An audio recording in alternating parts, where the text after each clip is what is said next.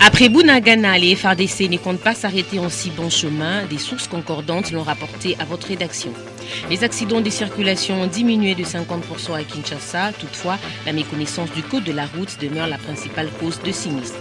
La SONAS, encore plus proche de ses assurés, l'année prochaine, la Société nationale d'assurance peaufine son budget 2014. Le journal vous est présenté par Mami Tambou.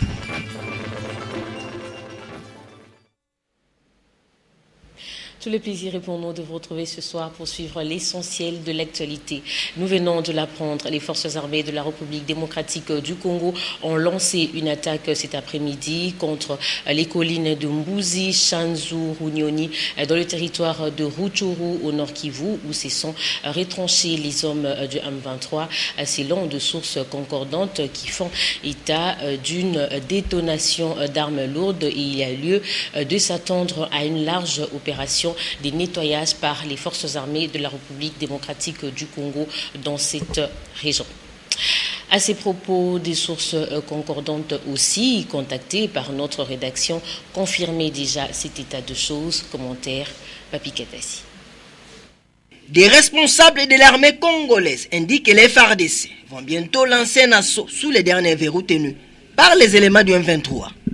Après avoir été délogés de Bunagana mercredi 30 octobre, les rebelles se sont retranchés sous les collines de Mbunzi, Shanzu et Runyoni, dans les groupements de Jambaï qui s'aguerrissent dans les territoires de Rutshuru.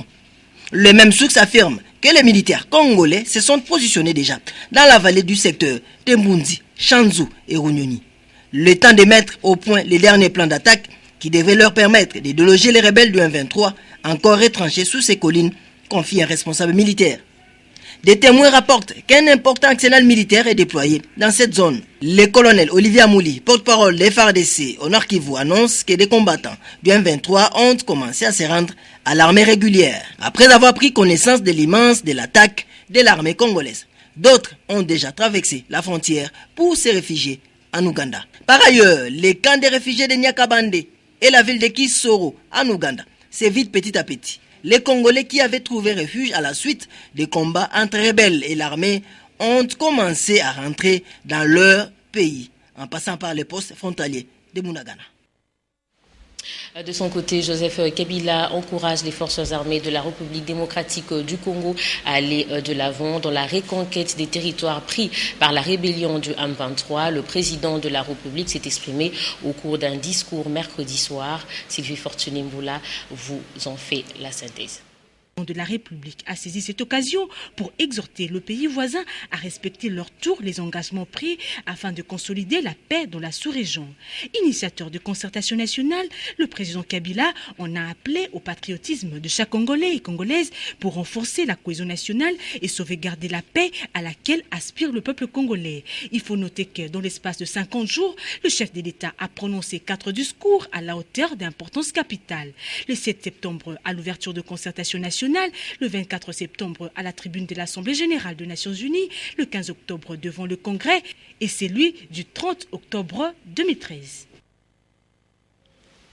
Et les médias qui facilitent l'accès à plusieurs sources d'informations venues de Kinshasa et de Brazzaville sur invitation du réseau panafricain de journalistes. Des professionnels de médias échangent depuis ce jeudi dans la capitale de la République démocratique du Congo autour du thème pouvoir et liberté de la presse à l'ère de l'Internet et médias sociaux. Nadia Koulafouka, Eric Izami et Ange Kassi. Pouvoir et liberté de la presse à l'ère de l'Internet et médias sociaux, c'est le thème de la conférence de organisée ce jeudi à Kinshasa par les réseaux panafricains des journalistes. Une rencontre de professionnels de médias qui a offert l'occasion à la présidente du réseau panafricain des journalistes, section RDC, de recadrer l'activité.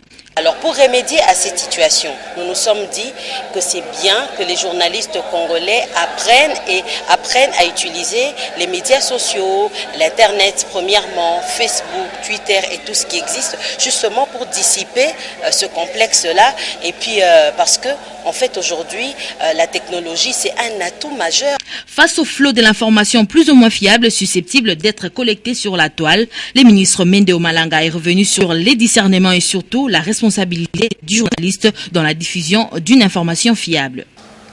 C'est pourquoi je voudrais recommander à tous et à chacun de prendre des mesures de précaution dans le traitement et la diffusion des informations en provenance de la toile, dont on sait qu'elle prend souvent les allures d'un monstre capable parfois de broyer ses utilisateurs.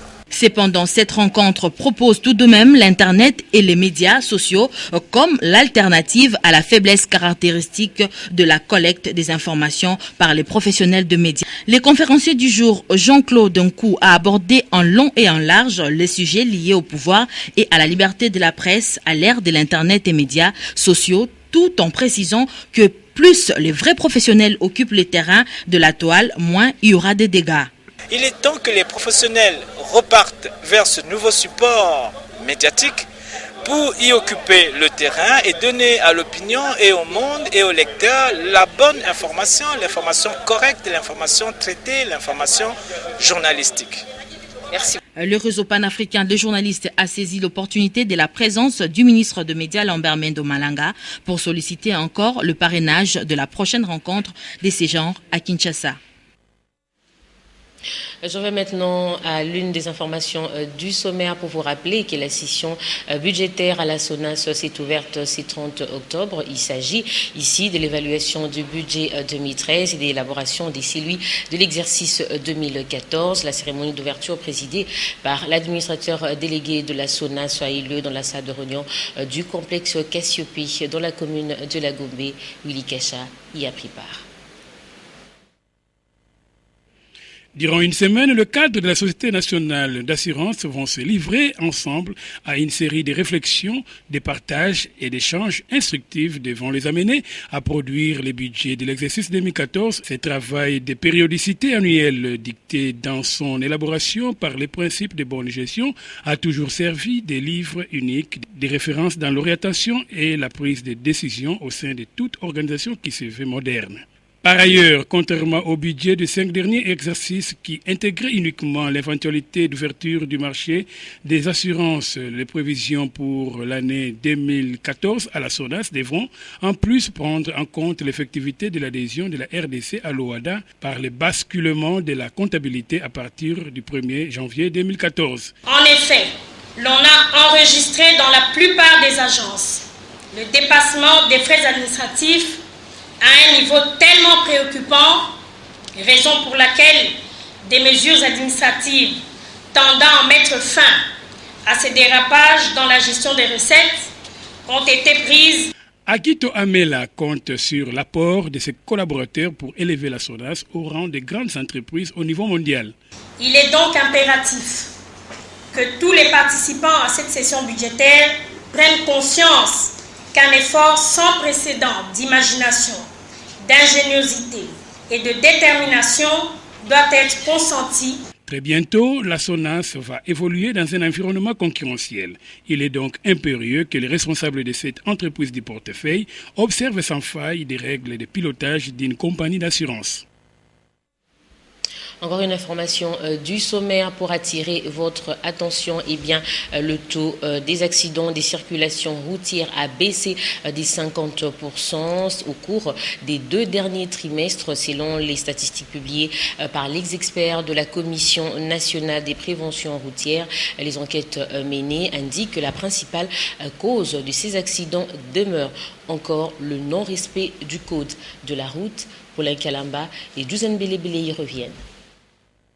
La plupart d'accidents de circulation sont les fruits du non-respect du code de la route et du manque de civisme routier des Congolais en général et des Kinois en particulier. Les causes d'accidents, nous ne cesserons de le dire dans notre pays et surtout à travers le monde. En ma qualité d'expert en transport et sécurité routière, eh bien, la première cause dans notre pays pour les accidents, c'est d'abord l'excès de vitesse. S'il faut conduire, ne buvez pas. Et s'il faut boire, ne tenez pas le volant. Les statistiques publiées par les experts routiers en 2012 parlent de 44 tués chaque mois par les accidents de circulation. Mais il faut dire qu'en 2013, le taux de mortalité par accident a baissé puisque jusque-là, il est de 22 morts le mois, soit une réduction de 50%. Sur le plan des accidents dans notre pays, nous sommes pratiquement à 1 mois de la fin de l'année. Nous sommes donc très heureux de pouvoir annoncer à l'opinion de notre pays et surtout à tous les usagers de la route que en ce mois d'octobre, à la même période, le mois passé ou encore il y a 10 ans, eh bien, le taux d'accident dans notre pays était très élevé. Mais cette année 2013, bien sûr, c'est une réduction d'une manière vraiment drastique de ce taux-là. Et cette réduction va même jusqu'à 50% de la diminution d'accidents sur la route congolaise. Pour maintenir les caps, le gouvernement doit doter la CNPR des outils nécessaires aussi. Les usagers de la route doivent respecter le code de la route et le feu de signalisation ou obéir les agents qualifiés censés réguler la circulation routière. Un autre titre, c'est la réhabilitation au stade de Martyrs où depuis quelques temps, le nouveau comité de gestion de ces stades a lancé les travaux de réhabilitation de ces temples de football de la RDC. Ce chantier a fait l'objet d'une visite effectuée dernièrement par l'équipe dirigeante. Constat de Ndaï Ilambouti et Mathieu Ngadipoui. Comité de gestion poursuivit les travaux de réhabilitation de ces bijoux nationaux. L'administrateur gestionnaire principal Mwamba Mushinkonke Mouamous a palpé du doigt l'évolution des travaux. Pour la première étape, une nouvelle couche de peinture, question de donner une bonne image, ainsi que les entrées principales d'accès aux tribunes sont remises en place par les agents de génie civil de ces installations. Une lettre motive pour les responsables. Pour maintenir les stades en état, nous avons programmé plusieurs activités. Par rapport aux travaux à court terme, nous venons de terminer le rez-de-chaussée avec la peinture et on a débouché tout ce qui était comme toilette bouchée. Et on a imposé un rythme de maintenance de propreté au stade par rapport à ce que nous avons comme installation sanitaire. Ces travaux, nous les réalisons avec les recettes réservées dans l'arrêté interministériel par rapport aux rencontres sportives. Cette fois-ci, nous n'allons plus considérer seulement que des casses, des chaises et des vitres. On commencera maintenant à taxer tout acte de sabotage des efforts du comité de gestion dans les chefs du club qui va mener ses supporters pour faire de tels actes de banditisme. L'exécution des travaux se poursuivra jusqu'à remettre ces temples du football de la RDC dans sa plus belle robe d'antan. Le stade de Martyrs fait penser directement au sport. On y reste dans ces temples de football où le judo club Saint-Mouzeï de Lingouala a remporté la finale de l'entente urbaine de judo Kinshasa-Est devant le judo club Saint-Robert de Barombo, 3-2. C'était lundi dernier. Reportage Patrick Borel-Moukedi. Le judo club Lingouala a récupéré sa coupe perdue la saison dernière face à Tonia Tone de Kalamou en battant dans un combat musclé le judo club Saint-Robert de Barombo 3-2. Devant plusieurs supporters venus assister à la finale de l'entente urbaine de judo Kinshasa-Est, chez les moins de 66 kg, Makoma de Lingouala a battu difficilement Djouma de Saint-Robert. Chez les moins de 73 kg, Taboria a perdu par Ippon face à Poitani. Du côté des moins de 82 kg, Kabea n'a pas résisté à la force de Semi. Chez les moins de 90 kg, Kouyetissa a remis les deux clubs à égalité en s'imposant devant Essabé.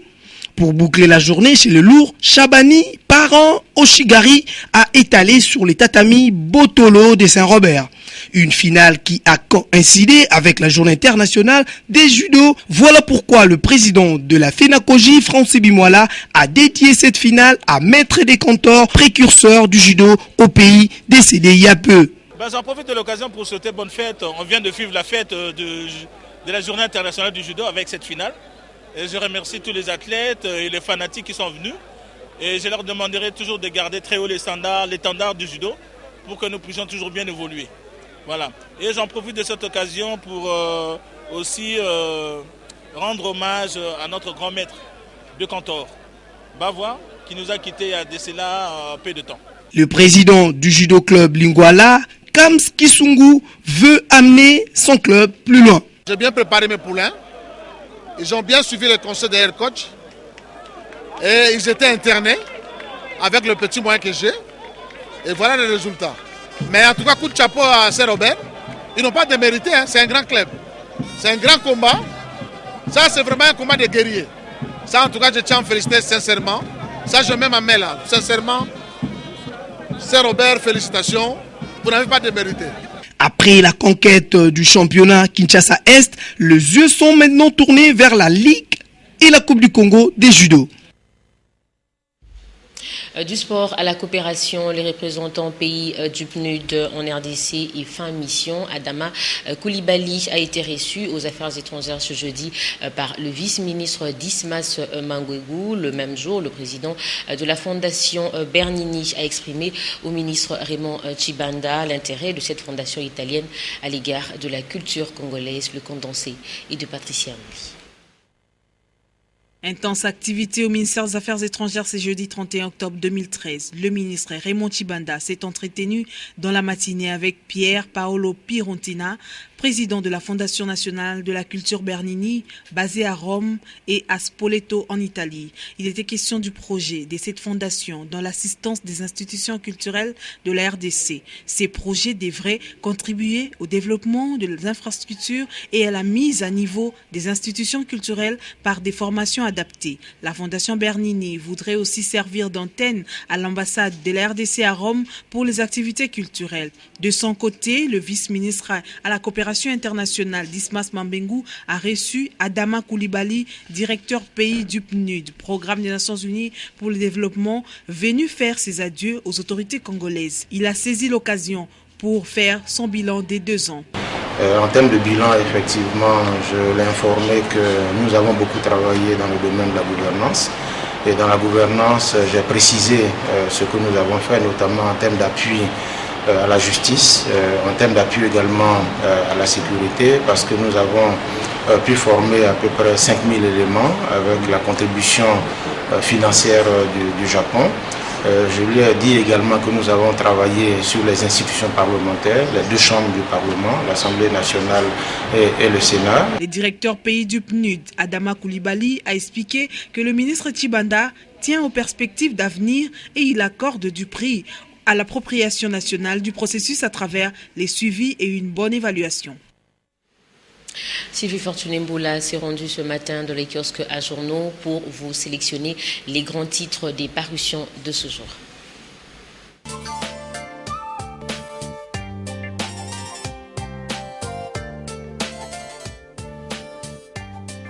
Bonsoir. La victoire de FRDC au front a alimenté les colonnes de journaux paris dans la capitale ce jeudi.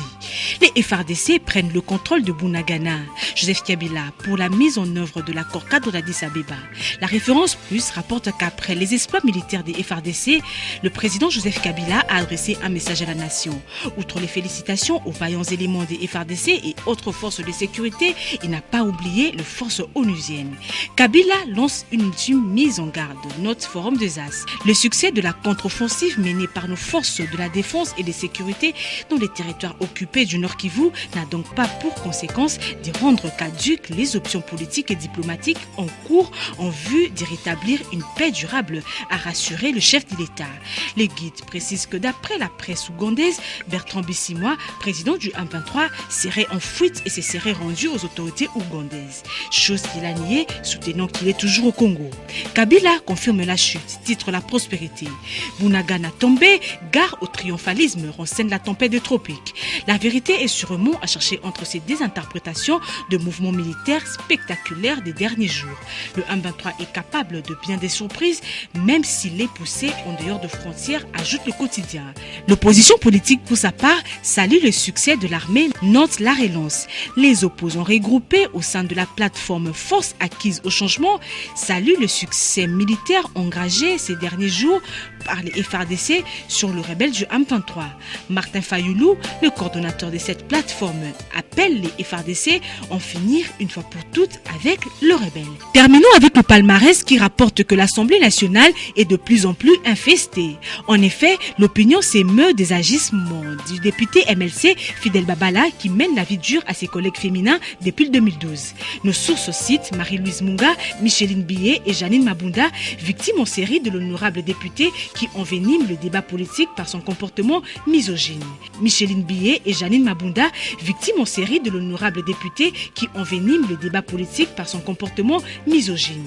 Les babalaïsmes, comme germe d'un esprit anti-cohésion nationale, méritent d'être stigmatisés. C'est le seul moyen de mettre en place les bases d'une société juste et de bannir toute forme de discrimination afin de construire une société solidaire pensée chère au chef de l'État. Ça sera tout pour ce soir. Merci de nous avoir suivis et bonne soirée chez vous.